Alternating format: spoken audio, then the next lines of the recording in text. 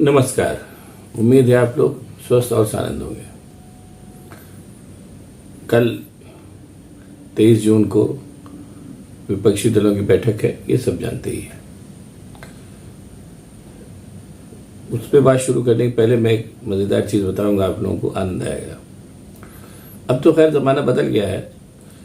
पहले जब 3-3 दिन की बारातें होती थी या लोग काफ़ी गाजे बाजे के साथ शादी उदी करने जाते थे, तो वर पक्ष की तरफ से एक विघ्न संतोषी जरूर हुआ करता था। वो मामा भी हो सकता था, फूफा भी हो सकता था, आमतौर पर फूफा ही होता था, और चाचा भी, कोई भी हो सकता था। उसका काम ही था जाके बारात में झगड़ा लगाना, ऐसा होता था। और उसकी रिश्तेदारी इतनी मान्य होती थी कि लोग जानते थे कि झगड़ा लगावेगा, लेकिन बावजूद उसको ले जाना उसकी लोगों की अनिवार्यता होती थी। अभी भी आप लोग, जितने लोग भी इस वीडियो को देख रहे होंगे या देखेंगे, आप लोग अपने घरों में पता करिएगा, जो भी 60 साल 70 साल के आसपास के लोग होंगे, वो आपको ऐसे विघ्न संतोषियों के बारे में बताएंगे जो हर घर में पाए जाते थे। आपके यहाँ भी पाए जाते हैं, हर जगह पाए जाते हैं। हालांकि अब ऐसा नहीं होता, अब तो खैर शादी बारात भी 10-12 घंटे में निपट जाने वाला आयोजन है। जब ऐसा 2-3 दिन की बारातें होती थी या साल में दिन भर की भी होती थी, तो उस समय ऐसे विघ्न संतोषी बहुत ऐसे पाए जाते थे। जैसा मैंने कहा, आप लोग अपने बुजुर्गों से पूछे, वो बताएंगे आप। तो उसी अच्छा, जाहिर सी बात है, विघ्न संतोषी हर जगह पाए जाते हैं।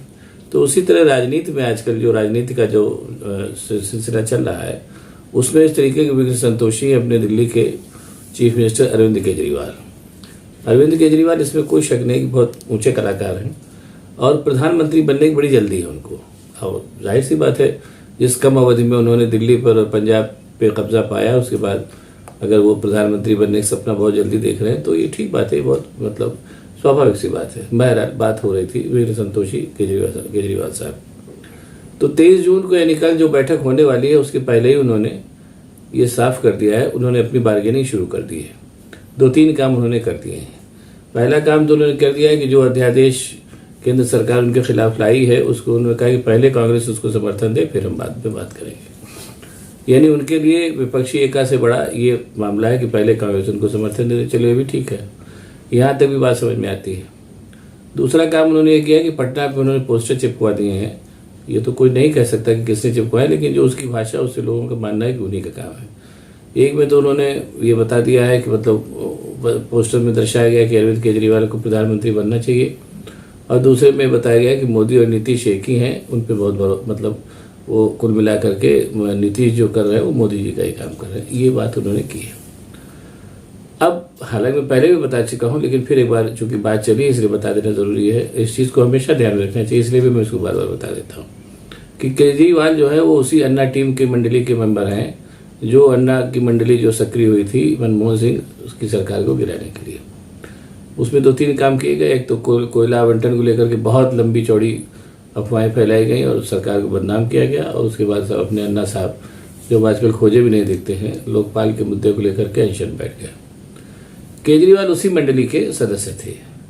उसमें आपकी क्या नाम है, कई लोग थे, अन्ना थे, केजरीवाल थे, और वो तमाम 5-6 लोग थे। सबको अपने अपने उस मंडली के सब लोगों को मोदी सरकार बनने के बाद उनका मतलब उनको जो पुरस्कार मिल गया। केजरीवाल जो थे उस मंडली के सदस्य थे, लेकिन एक बैकग्राउंड से आए थे, उनका बैकग्राउंड अफसरशाही का था। तो उन्होंने, जैसे मैं पहले भी बता चुका हूँ, एक बार फिर बता दे रहा हूँ कि उस पूरे आंदोलन में से अपने लिए, जब उन्होंने जाहिर सी बात है, पढ़े लिखे आदमी IAS हैं, तो जाहिर सी बात है बुद्धि तो होगी और पढ़े लिखे भी हैं, तो उन्होंने उस आंदोलन का भविष्य भांप लिया, और भांपने के बाद वो अन्ना से थोड़ा सा अलग दूरी बताते हुए खुद भी अनशन में बैठ गए, और उसका नतीजा यह हुआ कि उनको दिल्ली की मुख्यमंत्री गद्दी मिली, इसको आज तक चला रहे। एक बात मैं फिर कहना चाहूँगा यहाँ पर कि आप नो डाउट वो 2 सरकारें चला रहे हो, सफलतापूर्वक चला रहे हैं, तो ठीक ही चला रहे होंगे, लेकिन आप देखिए कि उनके पास बताने के लिए केवल 3 चीज़ें हैं: शिक्षा, अच्छी शिक्षा, अच्छा स्वास्थ्य, और ये सब तो ऐसी चीज़ें वो बताते रहते हैं। किसी भी, अगर मान लीजिए कल को भारत की सत्ता उनके पास आ जाती है, तो उस सत्ता को वो कैसे चलाएंगे, इसका कोई ब्लूप्रिंट उन्होंने आज तक नहीं बताया। बस मुफ्त बिजली, पानी और शिक्षा, यही चीज़ उनके पास है, इसी का वो गाना गाते रहते हैं। और नंबर तो जैसा वो भारतीय जनता पार्टी इस बात की मार्केटिंग के उस्ताद है, उसी मार्केटिंग के उस्ताद वो भी हैं। दिल्ली में उन्होंने क्या किया, पंजाब में वो क्या कर रहे हैं, इसको लेकर के पूरे हिंदुस्तान भर के अखबारों में, TV चैनल्स पे वो अपने विज्ञापन देते रहते हैं। इस मामले में वो भाजपा के बिल्कुल एकदम सटीक सगे जैसे हैं। अब चूंकि उनका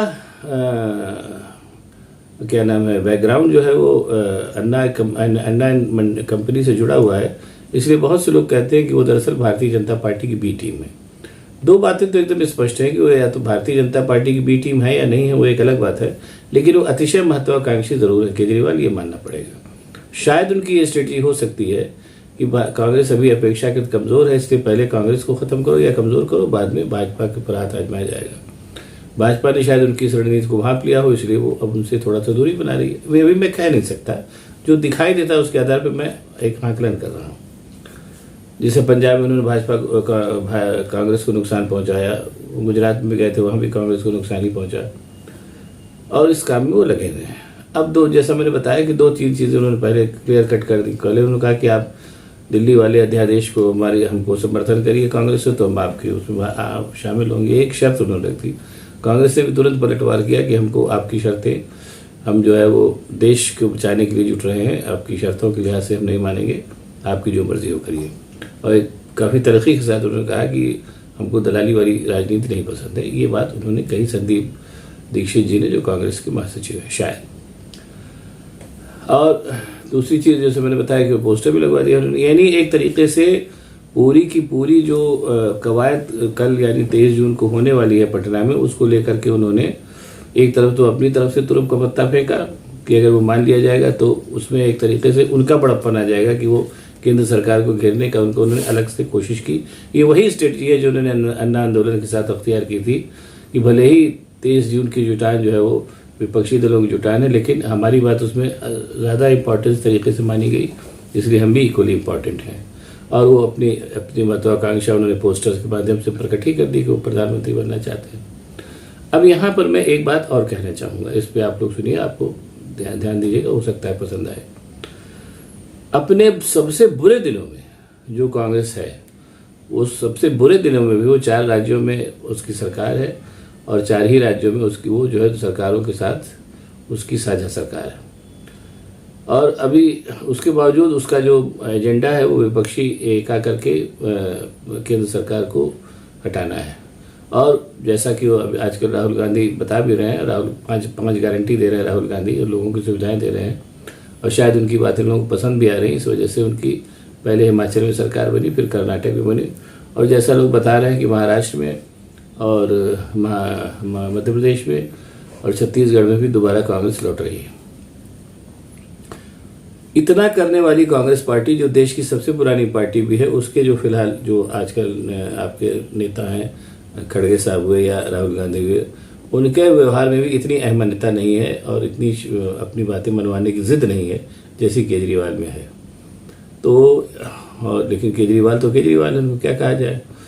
तो इसलिए ये कहने में मुझे कोई जो दिखाई दे रहा है वो दिखाई दे रहा है कि एक कहा जाता है, मतलब थोड़ा सा भद्दा मजाक है कि लेकिन बहरहाल बात चली तो बता रहा हूँ कि वो जब कोई व्यक्ति जब दोनों तरफ से चाहता है कि हमको ये भी मिल जाए वो भी मिल जाए, चमगादड़ वाला जो हाल होता है, तो चमगादड़ जो है उसकी स्थिति बड़ी ख़राब होती है। एक बड़ी प्रसिद्ध कहानी भी है कि चमगादड़ जो था वो लड़ाई जब हुई तो वो दोनों तरफ से शामिल हो जाता था, और उसका नतीजा हुआ कि बाद में वो अंततः खुद ही मार डाला गया।